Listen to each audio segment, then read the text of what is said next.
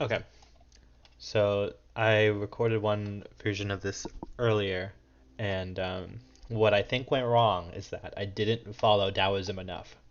And so this time, what we're going to do is we're going to practice Taoism. At least, like, in the beginning, let's focus on just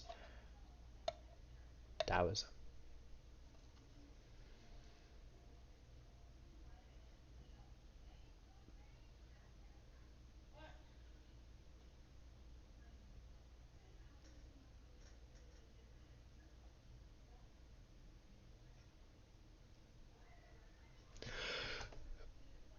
Sorry. I was.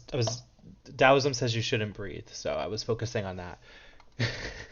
You know that SpongeBob episode? It says, "Clear your mind."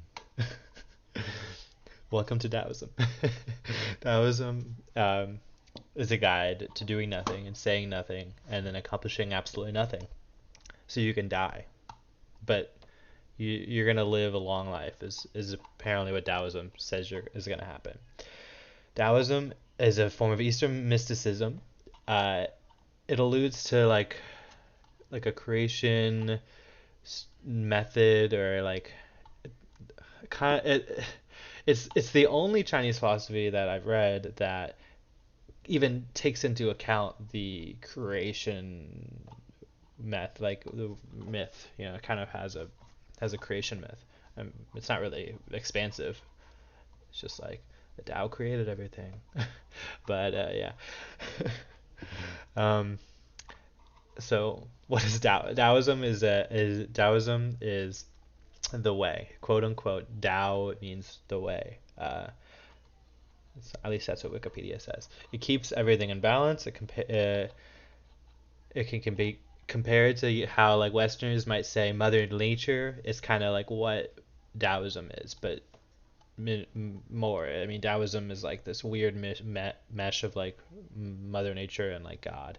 Said that Tao is like a motherly energy and Te is like a fatherly energy. Just like I don't know, vague illusions. You'll find many of those in reading the Tao Te Ching. So the Tao Te Ching right here, you can find it in any bookstore that has a philosophy section. I walked into 4 bookstores. Every time I found at least one copy of this guy.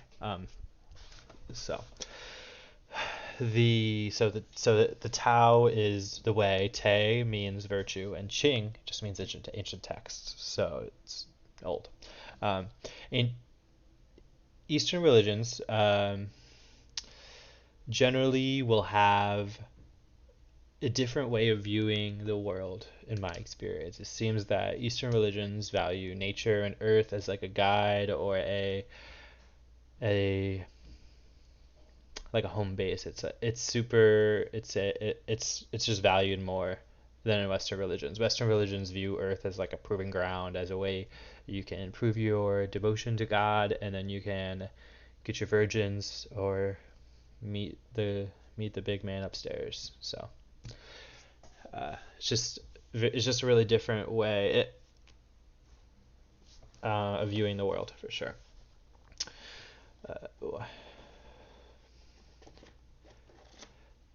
Lao Tzu viewed 3 things to be like core to the ethics of Taoism. It's to be gentle, frugal, and to avoid daring acts so you can live long and value your life. It's said in the Tao Te Ching that if the people want to die for like a cause, it means they don't value their lives enough, and they aren't following Taoism if they don't value their lives. So the I forget who said it. He said, "Give me liberty or give me death." That guy was wrong if he was a Taoist, or if a Taoist were to ask that or to interpret what he said. Um, the Tao Te Ching instructs governments to do nothing and let the people do what they want, and let the ruler be orphaned, desolate, and untrustworthy, but to let their energy flow downward like a river. Is kind of what I have written down here about the how to rule if as a Taoist kingdom, uh, which Lao Tzu failed, by the way. He was uh, utterly boring in trying to cause a Taoist revolution. Um, he was an old man when he was a baby. He was grown with his really long beard, right? And because nobody liked him, they kicked him out of the country. Um, he would always tell people to like follow nature and do as he says, but it didn't work. And so they kicked him out of the state of Chou, is where he was born. He was born during the same time as Confucius, and he apparently they spoke, but nothing was kept. No records are kept of their meeting, and you can look more into that online if you want. But I do know that they did meet up and they spoke. So there's that. Um, there was like talks about that both of them said things afterwards about the other person. They would say Taoism was like that Confucian guy's crazy. Confucius was like that Lao Tzu guy. He's whack. um,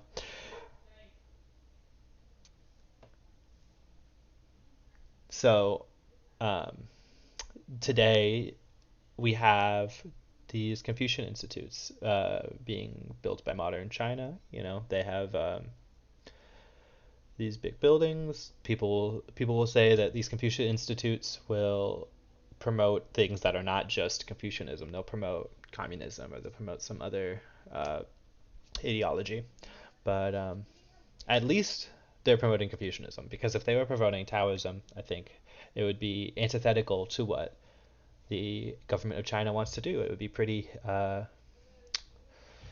the word? When you do something but say the opposite. Say something but do the opposite. I forget what that word is. If I want, and because the government of China tries to keep a hand or keep a string on how people live their lives in China today. You know, the government of China recently had a 3-hour ban for video games for people under 18. So if you're a kid in China, you can't play more than 3 hours of Overwatch for a week.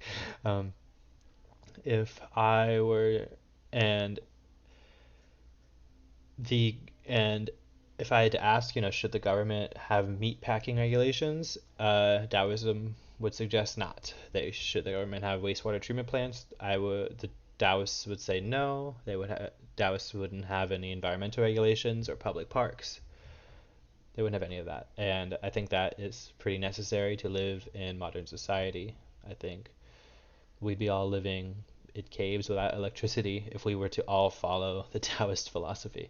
Um, and that being said, as I read more books like these, it feels as though a lot of these books are written to solve modern problems of the time, modern for them, problems of their time, and not so much to solve problems that they couldn't foresee because they couldn't foresee them. Perhaps during this Chou dynasty, there were problems where the government creating was having too much influence on the people. They were being um, the government was, you know, taking too much control over the people. They were trying to conquer land that they shouldn't, that the people didn't want to conquer or didn't have the government.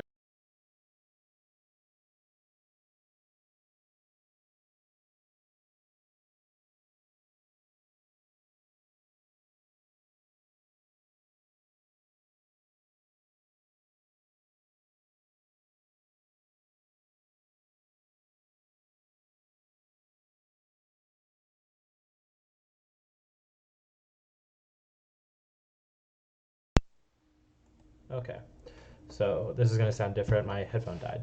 So I was saying that maybe during ancient China, the Chou dynasty, the government was doing things like being too heavy-handed and overtaxing and going to wars and maybe um, not encouraging rebellions, but you know, being too forceful in trying to control people's lives. And so maybe this Tao Te Ching was written as a way to guide that government to be better, or you know, not be so heavy-handed. That being said, I think today I don't think Tao Te Ching the Tao Te Ching is really all that useful. I think today you should learn and build and act and desire, and you should breathe. You should not be like me during the first 5 seconds of this video. So, thank you. That's it.